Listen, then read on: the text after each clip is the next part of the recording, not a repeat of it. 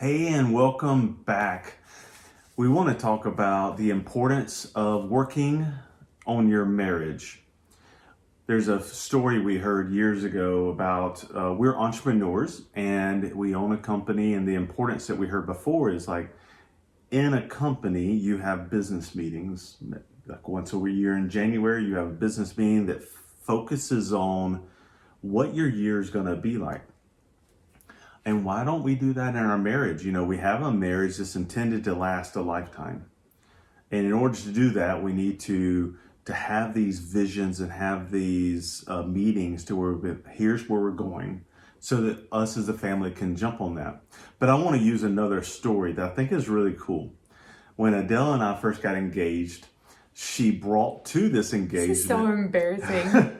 She brought to this engagement a newer model Kia. Newer model. It was like 2, 3, 4 years old or so. Okay. It wasn't that old. But she brought this Kia to our relationship, and she came to me one day and said, "Hey, I can't get the car to start."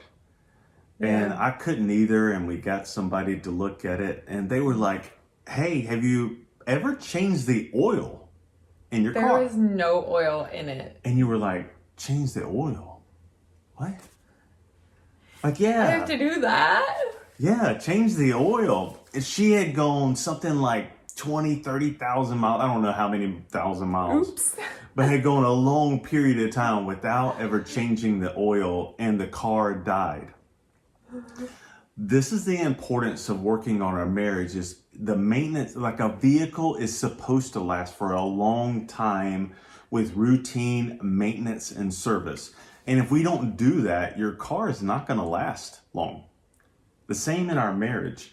When we're in a marriage, there's a routine maintenance that goes on where we have good communication, where we see where we are, because we're always at different seasons and stages of life that we're going through with kids or health issues or all kinds of things. And by having a check-in and having routine conversation, just like maintenance on the vehicle, you're able to maintain your marriage for long periods of time like it's designed to do. Mm-hmm.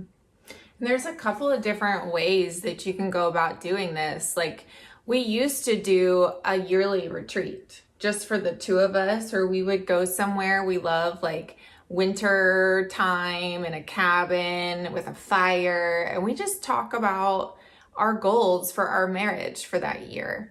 We've also done marriage retreats where it's just a good time for us to check in with one another, also while learning new tools on how to communicate and how to better our relationship. Yeah. And then there's also date night. You know, I highly recommend, if you're not doing date night on a regular basis, you need to start doing that. Yeah, date night does not consist of like going over details of budgets or kids or the things that come up within a marriage. That's not the time to talk about that. But it is a great way to refresh your marriage. There's reading a nice book that we can have a conversation about in marriage. Like, hey, I read this part about the book. Let's discuss this. Mm-hmm. We do that all the time. Love to read books together because it gives us topic of conversation. And yeah, it doesn't include the TV and movies every time you have a date night. It can once in a while, but it's all about that quality communication. And so start small, you know, start with 10 minutes a day where you have good conversation with your spouse. And then go to dates, you know, go places, ask each other where you want to go next, and plan stuff like that out and enjoy it. So it's really made a huge difference in our marriage when we started doing that. It has.